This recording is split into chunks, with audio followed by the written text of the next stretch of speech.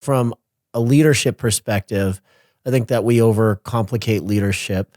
Um, and it is a very subjective kind of term. And if you asked 100 people to define leadership, you'd probably get 100 different definitions. But I think that one of the key things to leadership is being very clear about your expectations and helping your people understand with really, really precise clarity what success looks like for their position. You do have to define certain KPIs and certain ways that they can gauge their success for their position.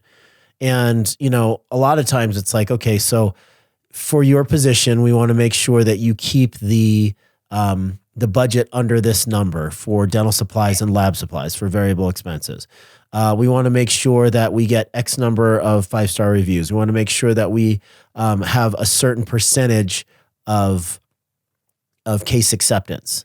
We want to make sure that there's a certain percentage of calls that don't go to voicemail and that are actually answered by a live person.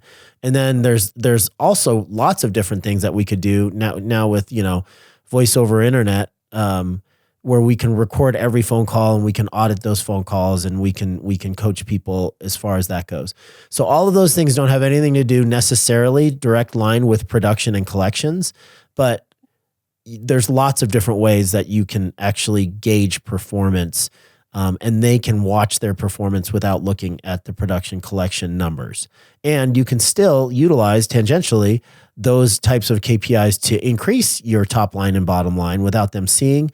But I always kind of had an open, transparent policy about here's our production numbers. Here's what I'm trying to get to. Here's how you could potentially participate in your position with getting to that goal. That's what our weekly growth meetings are all about. Lead measures, lag measures, all that stuff. How can you help in your particular position to help us to, meet our primary objectives of the practice? Maybe that's 20% growth or increasing the systemization score, et cetera.